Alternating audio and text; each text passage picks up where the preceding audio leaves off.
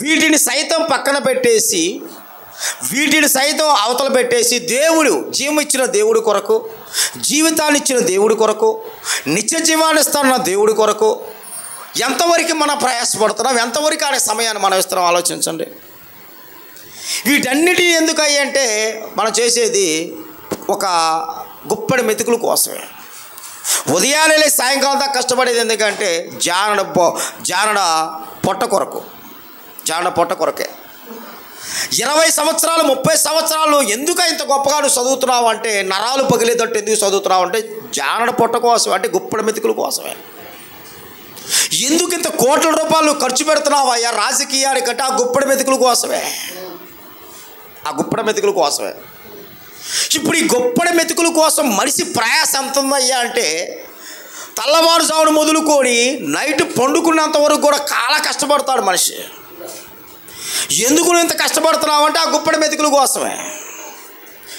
ఈ సిచ్యువేషన్ అన్నిల మధ్య ఉందంటే సరిపోయింది, క్రైస్తవుల కాని వాళ్ళ మధ్య. ఈరోజు క్రైస్తవులు అనబడుతున్న వాళ్ళ మధ్య కూడా ఈ విధానం, ఈ పద్ధతి అనేది కనిపించటమే దురదృష్టకరం. సరే పోనీలండి, రెయ్యం పగులు కష్టపడ్డాడు, దేవుడి కార్యక్రమాలు పక్కన పెట్టేశాడు, దేవుని ఆరాధించడం పక్కన పెట్టేశాడు, దేవుడి బిడ్డలతో కలవటం పక్కన పెట్టేశాడు, దేవుని పిల్లలతో సహవాసం పక్కన పెట్టేశాడు. సరే కష్టపడ్డాదని తిన్న తర్వాత తృప్తి పొందుతాడా అంటే కిందకు వచ్చే ఒక మాట మాట్లాడుతున్నాడు భక్తుడు. చూడండి, కంటిన్యూ చేయండి వచ్చినాన్ని.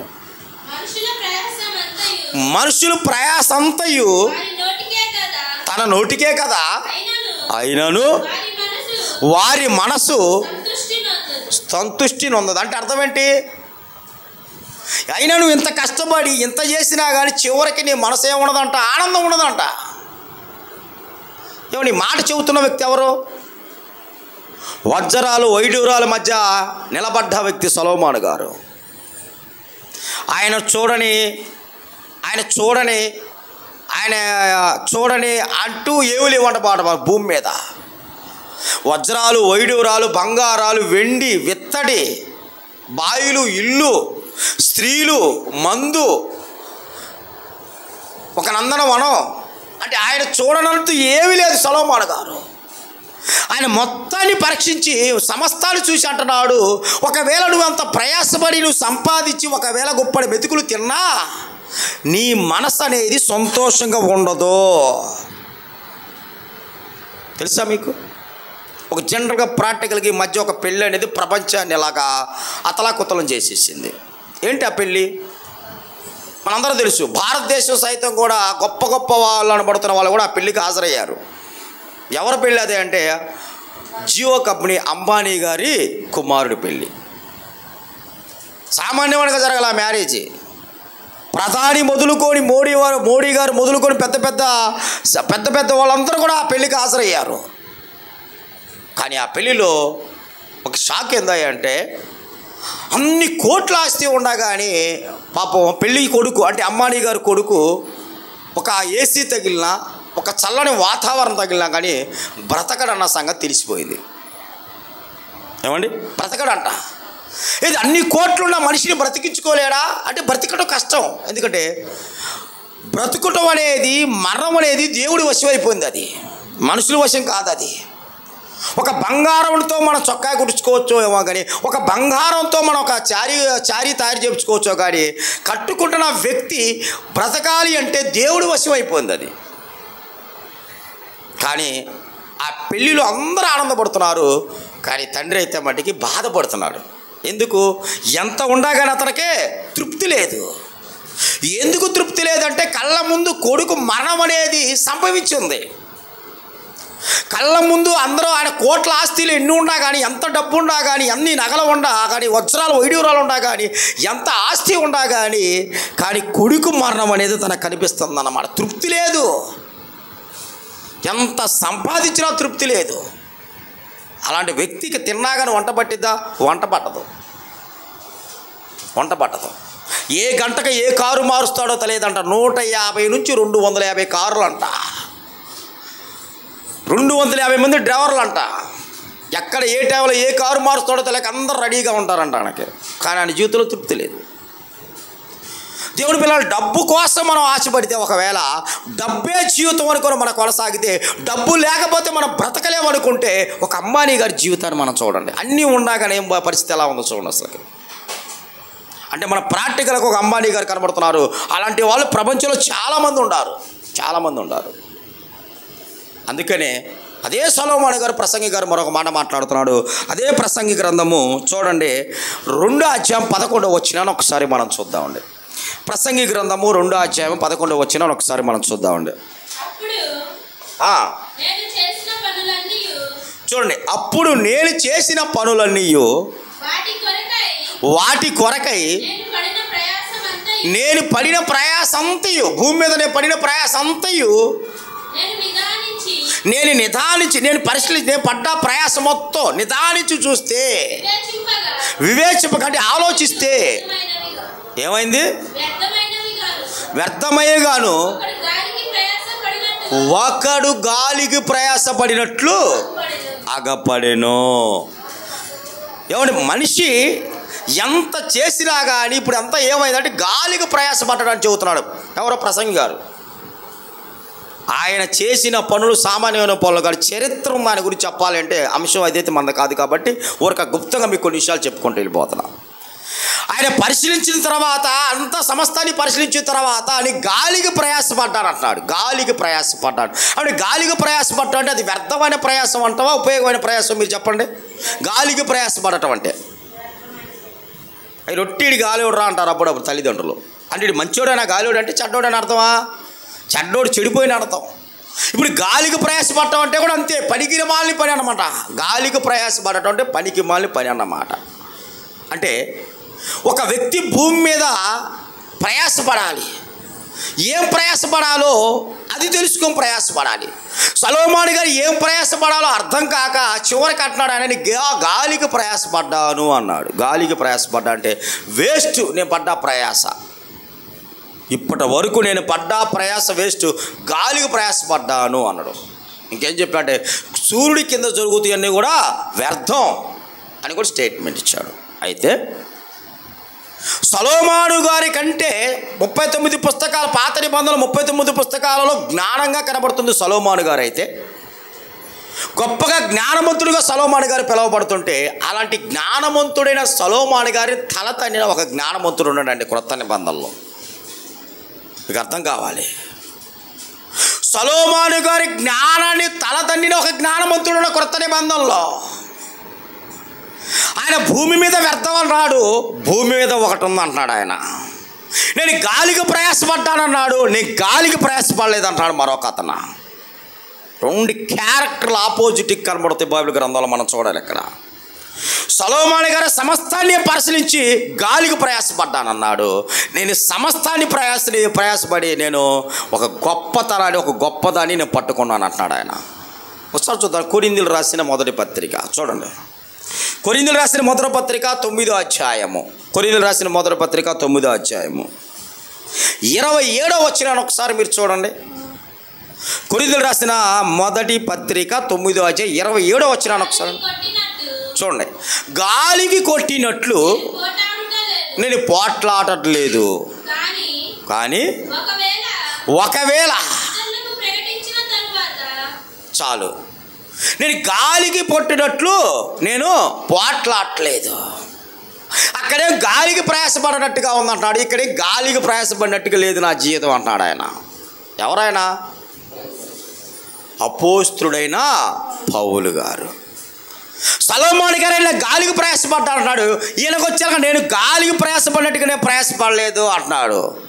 ఏంటి ఆ ప్రయాస అంటే? నేను చెబుతున్నాను, ప్రభువు సంఘములో ప్రజలు ఎలా ఉండాలి అనే అంశాన్ని మనం ఆలోచించబోతున్నాం ఇప్పుడు.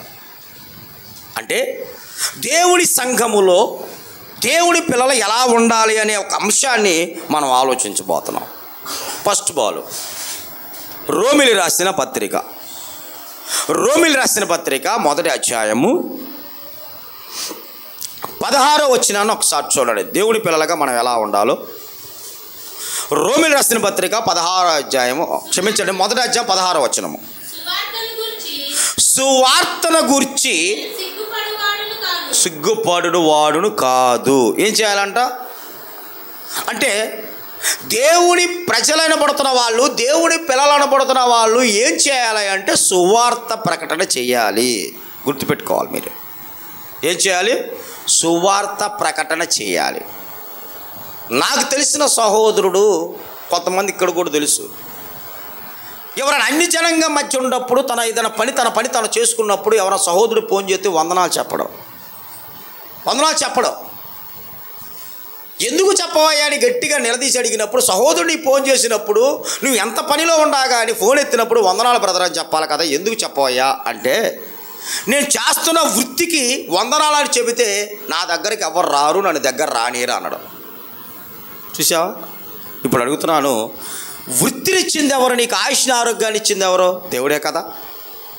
నీకు మంచి ఆయుష్ని ఆరోగ్యాన్ని దేవుడు ఇచ్చినప్పుడు, మంచి సహవాసాన్ని దేవుడు నీకు ఇచ్చినప్పుడు, ఒక సహోదరుడిని ప్రేమించి వందనాలన్నయ్యని ఎదురు చెప్పినప్పుడు మరలా వందనాలు చెప్పటానికి అక్కడున్న జనాన్ని బట్టి, అక్కడున్న వ్యక్తులు బట్టి నువ్వు సిగ్గుపడుతున్నావు అంటే, అపోస్తులైన పౌలు గారు అంటున్నాడు ఇక్కడ, సువార్తను బట్టి మేము సిగ్గుపడేవారము కాదు అంటున్నాడంటే, ఇక్కడున్న క్యారెక్టర్కి అక్కడున్న క్యారెక్టర్కి ఎంత తేడా ఉందో చూడండి. అంటే క్రైస్తవులను పడుతున్న వాళ్ళు, ప్రభు సంఘంలో చేర్చబడిన వాళ్ళు చేయవలసిన పని ఏంటంటే, మొదటగా సువార్త పని చెయ్యాలి. ఇప్పుడు ఈ సువార్త పని ఎలా చేయాలి?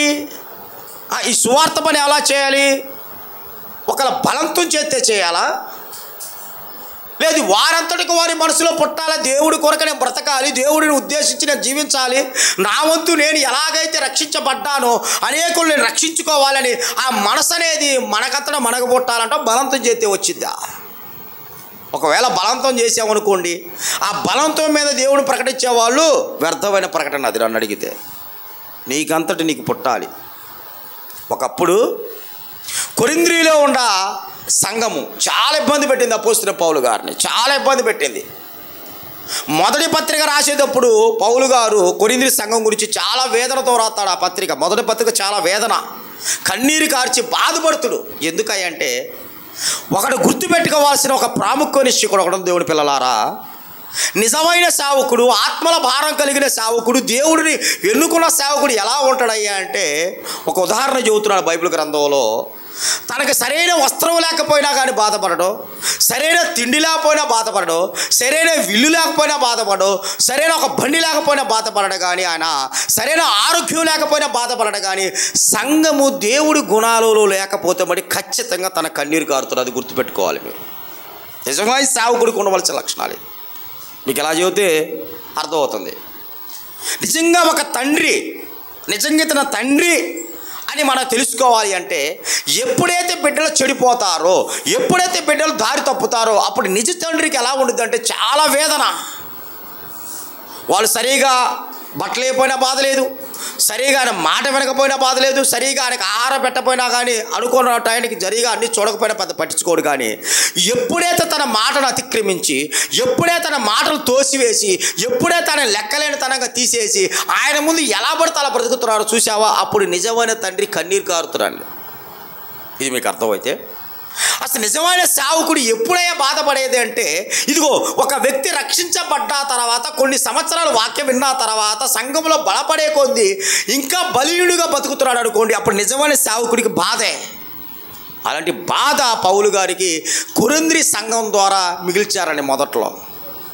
ఆవులు సామాన్య బాధ కాదు పౌలు గారిది. మాసిదోనియాలో ఉండ, రోమీలో ఉండ, ఫిలిప్పీలో ఉండ, అక్కేలో ఉండ, లుస్త్రాలో ఉండ, ఎక్కడ ఉండా కానీ కొరింథీ సంఘం అనేది చాలా దిగులుగా ఉండేవాడు ఆ మహానుభావుడు. చాలా దిగులు ఉండేది ఆయనకి. ఎందుకు ఇలా చెడిపోతున్నారు నా పిల్లలు, ఎందుకు ఇలా అయిపోతున్నారు, నేను చెప్పటం తప్పు చెబుతున్నాను లేదా, సత్యవాక్యమే కదా నా బిడ్డలు చెబుతుంది, వాస్తవాలే కదా నా బిడ్డలకి నేను చెబుతుంది, వాళ్ళ దగ్గర నుంచి నేను ఏం ఆశించలేదు కదా, వాళ్ళ దగ్గర నుంచి నేను ఏం పొందుకోలేదు కదా, నా కష్టముతో, నా బ్రతుకుతో, నా బాధలతో నేను బతుకుతూ సంఘాలని సత్యవాక్యంతో నేను బలపరుస్తుంటే ఏం ఆశించకుండా, ఇక్కడైనా వాళ్ళు క్రీస్తు స్వారూప్యంలోకి రావట్లేదని పౌలు గారు కొరింథీ సంఘం గురించి చాలా వేదన పడ్డాడు. దేవుని పిల్లలారా, మొదట్లో చాలా వేదన పడ్డాడు. నిజమేనండి, ఒక్కోసారి ఆలోచిస్తుంటే మనకు అర్థమవుతుంది. నిజమైన సేవకుడికి ఉండే చింత ఏదైనా ఉండదు అంటే సంఘమును బట్టి నిజమైన సేవకుడికి చింత. అన్నం లేదని చింతించడం, బట్టలు లేవని చింతించడం, ఒక బండి లేదని చింతించడం, సరైన డబ్బులు లేవని చింతించడం. ఎందుకు నీ వేదన, నీ బాధ, నీ చింత అని అడిగితే నిజమైన సేవకుడు చెప్పే మాట ఏంటంటే, ఇదిగో నా పిల్లలు చెడిపోతున్నారండి. ఎంత వాక్యం ఉన్నా వాళ్ళలో మార్పు రావట్లేదండి. ఎంత వాక్యం ప్రకటిస్తున్నా వాళ్ళ జీవితాన్ని సరిదిద్దుకోవట్లేదు. ఇదిగో ఇంకా సూటిగా వాక్యం ద్వారా చెప్పామనుకోలేదు, ఇదిగో నా గురించే చెబుతున్నావా నేను నొచ్చుకుంటున్నారండి అనేది బాధ చాలా ఉంటుందండి. అది గుర్తుపెట్టుకోవాలి. మనల్ని పొగిడి మళ్ళీ పొడిచేవాళ్ళంటే మనం ఇష్టపడుతాం, కానీ వాక్యము ద్వారా మన హృదయాన్ని పొడిచేవాళ్ళంటే చాలా బాధగా ఉండిద్దండి మనకు. అది గుర్తుపెట్టుకోవాలి మీరు. మనం చెడిపోతున్నా కానీ మన పొగుడుతూ, మనం చెడిపోతున్నా కానీ మన సరిదిద్దుతూ, మన చెడిపోతున్నా కానీ మన కవుల కప్పుడు మాటలు చెప్పి మన జీవితాలు దోసుకొని మనల్ని నీచంగా నికృష్టంగా దేవుడికి కాని వాళ్ళకి చేస్తున్నావా, వాళ్ళు ఎన్ని చెప్పినా మనం వింటా, కానీ వాక్యము ద్వారా మనల్ని సరిచేస్తున్నామంటే మటుకి ప్రజలు ఈ రోజు నేదట్లేరు. ఈరోజే కాదు, ఆ రోజు కొరింథీ పరిస్థితి కూడా అదే ఉంది.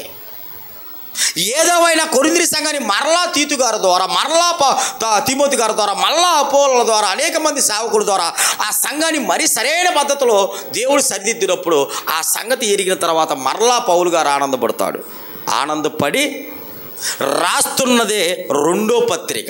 ఆనందపడి వాళ్ళు ఎప్పుడైతే కొరింథీలో ఉన్న సంఘం సరిదిద్దుకున్నారో, ఎప్పుడైతే కొరింథీలో ఉన్న సంఘం సరైన క్రమంలో ఉన్నారో, ఎప్పుడైతే కొరింథీలో ఉన్న సంఘం సరైన పద్ధతిలో ఉన్నారో అది తెలిసిన తర్వాత రాస్తున్న పత్రికే కొరింథీలు రాసిన రెండో పత్రిక. హిస్టరీ మొత్తం నీకు ఎందుకు చెప్పానంటే, మీకు ఒక్క విషయాన్ని మీకు ఇక్కడ లేవనెత్తడానికి చెప్పాను నేను. సంఘము యొక్క బాధ్యత గురించి నేను లేవనెత్తడానికి చెప్పా. సంఘములో ఉండే బిడ్డలు ఎలా ఉండాలనేది విషయాన్ని నేను లేవనెత్తడానికి చెప్పా. అలా ఉన్నప్పుడు ఒక సేవకుడు ఎంత ఆనందపడతాడో, పరలోకంలో దేవుడు ఎంత ఆనందపడతాడో ఆ విషయాన్ని మీకు నేను తెలియపరచాలంటే ఈ విషయాన్ని నేను లేవనెత్తాలి. అది ఏంటిదో ఒకసారి కొరింథీలు రాసిన రెండో పత్రికలోకి మీరు రండి. కొరింథీలు రాసిన రెండో పత్రిక 9వ అధ్యాయము. కొరింథీలు రాసిన రెండో పత్రిక 9వ అధ్యాయం 1 నుంచి 2 వచనాలు చూడండి దేవుని పిల్లలారా. 1 నుంచి 2 వచనాలు.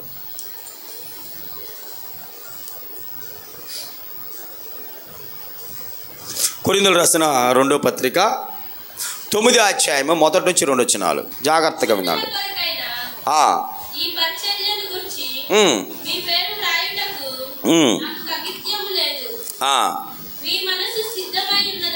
మీ మనస్సు సిద్ధమై ఉన్నదని నేను.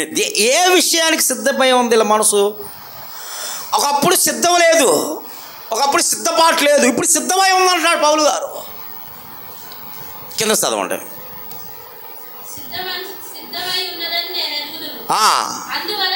అందువలన సంవత్సరము నుండి ఆకియా సిద్ధపడి ఉన్నదని చెప్పి నేను మిమ్మల్ని గూర్చి మాసిదోనియా ఎదుట అతిశయపడుచున్నాను. ఒకప్పుడు కొరింథీలో ఉన్న సంఘాన్ని బట్టి బాధ, దిగులు, చింత, ఆవేదన, కన్నీరు, కుంగిపోయి ఎందుకు ఇలా అయిపోతున్నారు వీళ్ళని ఆత్మీయ జీవితంలో. ఎప్పుడైతే వాళ్ళ బలం పొందుకున్నారో, ఎప్పుడైతే దేవుళ్ళో మరలా నిలబడ్డారో, దేవుడి కోసం ఎప్పుడైతే యథార్థంగా బతుకుతున్నారో, వెంటనే పౌలు గారు చెబుతున్నాడు, ఇదిగో మాసిదోనియా వాళ్ళతో చెబుతున్నా మీ గురించి సాక్ష్యం అంటున్నాడు ఆయన. ఏంటి ఆ స్టేట్మెంట్ ఎత్తంలో? మీ ఆసక్తికి చూసి అనేకులు ప్రేరేపింపబడుతున్నారు. ఏంటి ఆసక్తి? సంఘానికి ఒక ఆసక్తి ఉండాలి. ఆ ఆసక్తి కంట బయట ఉండవాలి. అనేకులు ప్రేరేపింపబడుతున్నారంట. ఏంటి ఆసక్తి? దేవుడి మీద ఆసక్తి ఉండాలి. గుర్తుపెట్టుకోవాలి. ఫస్ట్ ఆఫ్ ఆల్ మీరు గుర్తుపెట్టుకోండి, దేవుడి మీద నీకు ఆసక్తి ఉన్నది అంటానికి ఆధారం ఏంటి? ఇతను దేవుడి మీద ఆసక్తి పరుడండి అంటానికి ఆధారం ఏంటి? ఈమె దేవుడి మీద ఆసక్తి పరుడాలండి అంటానికి ఆధారం ఏంటి? ఆధారం ఏంటిదయ్యా అంటే బ్రతుకే. దేవుడి కొరకు నువ్వు ఎలా బ్రతుకుతున్నావు అది ఆధారం. దేవుడి కొరకు నువ్వు ఏం అర్పించావు ఇది ఆధారం. దేవుడి పనిలో నువ్వు ఎలా ఉన్నావు ఇది ఆధారం. దేవుడి బిడ్డల కొరకు నువ్వు ఎంత ప్రయాసపడుతున్నావు ఇది ఆధారం. బయట వాళ్ళ సంఘంలో తీసుకురావడానికి నువ్వు ఎంత ఆధారపడుతున్నావు ఇది ఆధారం. నశించిపోతున్న ఆత్మల కొరకు నువ్వు ఏం త్యాగం చేస్తున్నావు ఇది ఆధారం. ఈ ఆధారం ఒకప్పుడు కొరింథీ సంఘంలో లేదు, మరలా కొరింథీ సంఘంలో ఈ ఆధారాన్ని పొందుకుంది. ఇది ఆధారంగా పౌలు గారు అంటున్నాడు, ఇదిగో మాసిదోనియా వాళ్ళకి చెబుతున్నా, మీ గురించి నేను ఆనందంగా చెబుతున్నా. ఒకప్పుడు నా బిడ్డలు చెడిపోయారు, మరలా బాగుపడ్డారు. ఒకప్పుడు నా బిడ్డలు ఎలా పడితే అలా బ్రతికారు, ఇప్పుడు యథార్థంగా బ్రతుకుతున్నారు. ఒకప్పుడు నా బిడ్డలు పాపంలో ఉన్నారు, ఇప్పుడు పరిశుద్ధులుగా బ్రతుకుతున్నారు. ఏమా అర్థమవుతుందా? మైండ్ పెట్టండి వాక్యం మీద. ఎప్పుడెప్పుడు వచ్చిందో తెలియదు సావు. చచ్చిన తర్వాత మన చుట్టూ కూర్చొని ఆడవట ఈ నవ్వులు ఉండక. పెట్టండి వాక్యం మీద మనసు. వాక్యానికి ఇలువిత్తేనే దేవుడు మనల్ని కనబరిచేది గుర్తుపెట్టుకోండి. వాక్యానికి ఎవరైతే ప్రాధాన్యత ఇస్తారో వాళ్ళని దేవుడు కనపరుస్తాడు. అడవిలో ఒక వ్యక్తి ఉన్నాడంటండి, యథార్థంగా జరిగిన సంగతి చెబుతున్నాడు. అడవిలో ఒక వ్యక్తి ఉన్నాడంట, 4 బిడ్డలంట. ఆ 4 బిడ్డలను ఆయన పోషిస్తున్నాడంట. 4 బిడ్డలను పోషిస్తున్నాడంట. భార్య చనిపోయిందంట. అడవిలో ప్రయాణం చేసేటప్పుడు అంట, అతనికి అడవిలో ప్రయాణం చేసేటప్పుడు యాక్సిడెంట్ అయిందంట. ఎట్లాగంటే వ్యాన్ మీద పోతుంటే యాక్సిడెంట్ అయిందంట. బిడ్డల పసిబిడ్డలంట.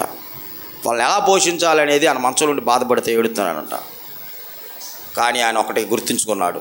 అదేంటిదంటే, ఎప్పుడో ఒక వ్యక్తి క్రొత్త నిబంధన బుక్ ఇచ్చాడంట. ఎప్పుడో ఒక వ్యక్తి ఆ బుక్ చదువుతా దేవుణ్ణి కనుగొన్నాడంట. అతను క్రొత్త నిబంధనలో యేసుక్రీస్తు వారి జీవితాన్ని చూసి తన జీవితాన్ని వాక్యానికి దగ్గరగా ఉన్నప్పుడు ఏం జరిగిందో చెప్పమంటారా?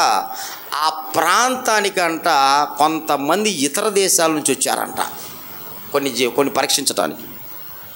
ఆ ప్రాంతానికి, అడవిలో ఉన్న ప్రాంతానికి కొంతమంది ఇతర దేశాల నుంచి పరిశీలించడానికి వచ్చి అతని స్థితి, మంచంలో ఉన్న అతని స్థితి చూసి, తన పిల్లలు చూసి చాలా సహాయం చేశారంట వాళ్ళకి. ఇది ఎలా సాధ్యం? ఈరోజు 4 మధ్య మనకుంటానే మన సహాయం రాట్లా. ఎక్కడో ఉన్న ఒక వ్యక్తికి ఎలా వచ్చిన సహాయం అంటే దేవుడిని ఆనుకున్న విధానం. అది గుర్తుపెట్టుకోవాలి మనం. దేవుడిని యథార్థంగా ఆనుకున్న విధానం. ఎప్పుడైతే దేవుడు యథార్థంగా ఆనుకున్నాడో దేవుడు సహాయం చేశాడు అతనికి. మరి ఈరోజు నీకు సహాయం అందట్లేదంటే మన యథార్థత ఉందో లేదో మీరు పరీక్షించుకోండి ఒకసారి. మన యథార్థత ఉందో లేదో ఆలోచించుకోవాలి మనం. అక్కడ ఒక అడవిలో ఉన్న వ్యక్తికి సహాయం అందిందంటే, ఒక చర్చిలు లేవు, ఒక సువార్థికులు లేడు, ఒక సంఘ ప్రార్థన లేదు, ఒక సంఘ విశ్వాసం లేదు. ఈరోజు అన్నిటి మధ్య మనం ఉంటున్నా కానీ ఇదే ఇబ్బందులు, ఇదే ఇరుకులు, ఇదే కష్టాలు అంటానంటే కారణం ఏంటంటే వాక్యానికి ఆనుకునే బతుకు మనలో కనిపించట్లా పెద్దగా. ఎప్పుడు మన పనుల మీద మన ప్రయాసం మనం పట్టవే. పౌలు గారు ఇలా పడలా. గాలికి ప్రయాసపడాలా? యథార్థంగా క్రీస్తు కొరకు నేను ప్రయాసపడ్డాను, నన్ను ఆయన ఎందుకు విడిచిపెడతాడు అంటున్నాడు పౌలు గారు.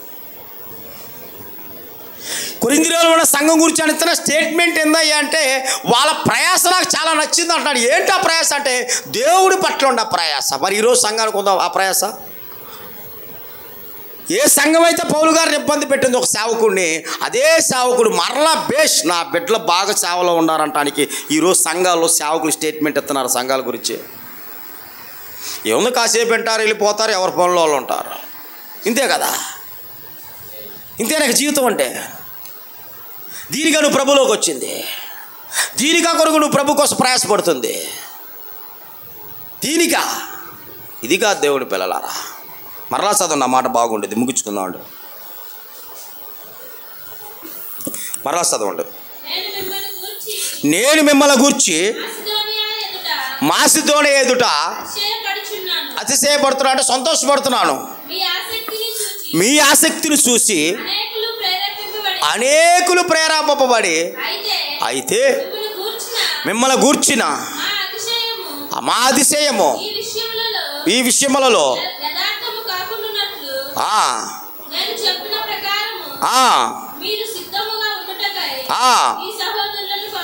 పంపితిని. ఎందుకు? మీ గురించి నేను తెలుసుకున్నా. అంటే అనేకులు ప్రేరేపింపబడటం అంటే ఈరోజు నన్ను నుంచి అనేకులు ప్రేరేపింపబడుతున్నారా? మనల్ని చూసి ఆగిపోతున్నారా? మనల్ని బట్టి నలుగురు సంఘంలోకి రావట్లేదంటే అది చాలా దురదృష్టకరం. మనల్ని బట్టి నలుగురు రావాలి, ప్రేరేపణ కలిగించాలంటే ఈ సాక్ష్యం బాగుండాలి, నీ బ్రతుకు బాగుండాలి. రావాలంటే పరిగెత్తుకొని రావాలి మన ఎగిడితే. ఆ ప్రేరణ అనేది కలిగించేలాగా బతకాలి మనం. అది క్రీస్తులోకి వచ్చిన పిల్లలు నేర్చుకోవాల్సిన ప్రాముఖ్య విషయం. ప్రేరేపబడేలాగా మన బ్రతుకు బాగుండాలి, ప్రేరేపబడేలాగా మనం నడుచుకోవాలి, ప్రేరేపబడేలాగా మన జీవితాన్ని సరిదిద్దుకోవాలి. ఒకవేళ మనమే ఎదుటి వాళ్ళకి రాబోతున్న వాళ్ళకి అడ్డంగా ఉన్నామేమో అది ఆలోచించుకోవాలి. మనం ఇక్కడ మీరు ప్రభువులోకి రాబోతున్న వాళ్ళకి మనం అడ్డంగా ఉన్నాం అనుకోండి, ప్రభు అంటున్నాడు భూమి మీద వాడు బ్రతకడం వేస్ట్ అంటున్నాడు. వీడు బ్రతకడం వేస్ట్గా. నా దగ్గరగా వస్తున్న వాళ్ళకి అడ్డుకట్టగా ఒక వ్యక్తి ఎవరైతే ఉంటాడో భూమి మీద అసలు బ్రతకడమే వేస్ట్. దేవుడి సమయాన్ని దొంగిలిస్తూ, దేవుని ఆరాధించకుండా, దేవుడి ఆజ్ఞ పాటించకుండా, దేవుని గణపరచకుండా, దేవుని స్తుతించకుండా లోకంలోకి వెళ్ళిపోయి మనం ఎలా పడితే అలా బ్రతుకుతున్నాం అనుకో, లోకస్తులు బ్రతికినట్టుగా ఇక మన జీవితాలు అర్థం లేదు. ఇక మన జీవితాలకు అర్థం లేదు. కొంతమంది కొత్తగా కొన్ని డైలాగులు చెబుతూ ఉంటారు, సినిమా డైలాగులా. పని చేసుకోకపోతే మేము ఎలా బతకాలి, వ్యాపారాలు చేసుకోకపోతే మేము అలా, జాబ్ చేసుకోకపోతే ఎలా బతకాలి. నిజమే, చేసుకోవద్దని ఎవరు చెప్పారు? మత్తయి సువార్త ఒక మాట చూసుకొని ముగించుకుందామండి. మత్తయి సువార్త 6వ అధ్యాయం 31 నుంచి చదువుదామండి. ప్రభువైన యేసుక్రీస్తు వారు మాట్లాడుతున్న మాట. మత్తయి సువార్త 6వ అధ్యాయం 31 నుంచి. కాబట్టి ఏమి తిందుమో, ఏమి తాగుదుమో, ఏమి ధరించుకుందుమో అని మీరేమో చింతించబాకండి. ఎవరు చెబుతుంది ఈ మాట? మనకే ప్రభు చెబుతున్నాడు. ఏమి తినాలి, ఏం ధరించుకోవాలి, ఏం తాగాలి, ఇది చింతించబాకండి. దీని గురించి ఎక్కువగా మీరు బుర్ర పగలగొట్టుకోండి, మీ నరాలు పగలగొట్టుకొని పిచ్చోలై బాబాకండి. స్ట్రైట్ ఫార్ములా చెబుతుంది ప్రభు. దీని గురించి మీరు ఆలోచించి మీ తలగా పగలగొట్టుకోబాకండి, మీ శరీరాన్ని నలగొట్టుకోబాకండి, మీ జీవితాలను నాశనం చేసుకోబాకండి. ఎందుకు చెబుతున్నాడు ఆ మాట? కిందకు వచ్చేలా చూడండి. అన్ని జనులు వీటన్నిటి విషయమై వాళ్ళు సరిపోద్ది. వాళ్ళకి నేనంటే తెలియదు, నా గుణాలు తెలియదు, నా ఆలోచనలు తెలియదు, నా తలంపులు తెలియదు. తెలియని వాడు ఆలోచించాడంటే అది వేరు. సమస్తం తెలిసిన మీరు మరలా వీటి గురించి ఆలోచిస్తున్నారంటే వీటి కోసం ఆయన కోసం ఇటు చూసుకొని నా పనిలో మీరు లేకపోయారనుకోండి, మీకంటే దురదృష్టవంతులు లేరు. అందుకే కిందకు వచ్చారు చెబుతున్నాడు ఒక మాట చూడండి. 34వ మాట, 34 వచ్చాను చూడండి. రేపటి గురించి మీరు చింతించబాకండి. రేపటి దినము దాని సంగతుల గురించి అదే చింతించింది. నీకెందుకు చింత? చూడండి, ఇక నీకెందుకు చింత? సూర్యుడు రేపు ఉదయాడ రావాలని సూర్యుడికి తెలుసు, నీకెందుకు సూర్యుడు వస్తాడా రాడు అనుకోవటం? చంద్రుడు సాయంకాలం రావాలని చంద్రుడు తెలుసు, నీకెందుకు చింత? వాటి పని కరెక్ట్గానే ఉండా. సృష్టి క్రమంగానే ఉంది. కానీ మనం చేయాల్సిన పని ఒకటి ఉంది. ఏంటి ఆ పని అంటే, అనేకులను ప్రభువులోకి మనం తీసుకురావడానికి క్రీస్తు మరణ పునరుద్ధానం అనే ఒక సువార్త ప్రకటన అనేది ఖచ్చితంగా సంఘం చేయాలి. చేయాలా వద్దా? చేయాలి. ఏమంటే ఇది పురుషులే కదా స్త్రీలు కాదంటారా? ఇది పురుషులే కదండి స్త్రీలు కాదంటారా? అనడానికి అవకాశం ఉందా? స్త్రీలు కూడా చేశారా చేయలేదా? కీర్తన గ్రంథం 66వ అధ్యాయం 11వ వచనం ఒకసారి చూడండి. కీర్తన గ్రంథము 68వ అధ్యాయం 11వ వచనము. కీర్తన గ్రంథము 68వ అధ్యాయం 11వ వచనాన్ని ఒకసారి చూడండి. ప్రభు కీర్తన గ్రంథము 68వ అధ్యాయం 11వ వచనము. ప్రభు మాట సెలవిచ్చుచున్నాడు. ఎవరు ప్రకటించాలంట? స్త్రీలకు కూడా సువార్త ప్రకటించే అధికారం ఉందంటారా లేదంటారా? సంఘంలో కాదు సుమా, బయట ఉందా లేదా? ఉంది. మీరు కూడా పాలు భాగస్తులు కావాలా వద్దా? పాలు భాగస్తులు కావాలంతా పురుషులేనా స్త్రీలకు కూడా ఉందా? 100% మీకు కూడా బాధ్యత ఉంది, గుర్తుపెట్టుకోవాలి మీరు. 100%. కాబట్టి సంఘం చేయవలసిన పని ఏంటంటే సువార్త అనేది ఖచ్చితంగా మనము ప్రకటించాలి. సమయాన్ని మనం దేవుడికి ఇవ్వాల్సిన సమయాన్ని మనం దేవుడికి ఇవ్వాలి. ప్రార్థన చేసుకున్నాం తలలోంచుకున్నట్టయితే. మిక్కిలిగా ప్రేమించిన ప్రియ పరలోకపు తండ్రి, నీ ఉన్నతమైన పరిశుద్ధమైన నామానికి యేసుక్రీస్తు ప్రభుల వారి ద్వారా నీకే కృతజ్ఞతాస్తులు చెల్లిస్తున్నాను నా తండ్రి. మమ్మల్ని ఎంతగానో ప్రేమించి నీ కృపలో భద్రపరిచి ఈ రీతిగా మమ్మల్ని అందరినీ కూడా ఒకటిగా చేసి మరలా ఆదివారం దినమున నిన్ను ఆరాధించే గొప్ప భాగ్యము మా అందరికీ మీరు ప్రసాదించినందుకు నీకే కృతజ్ఞతాస్తులు చెల్లించుకుంటూ ఆ తండ్రి ఈ మాటలు ఈ బిడ్డల హృదయాలు 30 వంతులుగా 60 వంతులుగా 100 వంతులుగా ఫలించేలాగా దయలో జ్ఞాపకం చేసుకోమని ఈ ప్రార్థన ఈ పిరికుమారుడు మా ప్రభు అయిన యేసుక్రీస్తు వారి పరిశుద్ధమైన నామములో అడిగి వేడుకుంటున్నాను తండ్రి. ఆమేన్. మంచిదండి.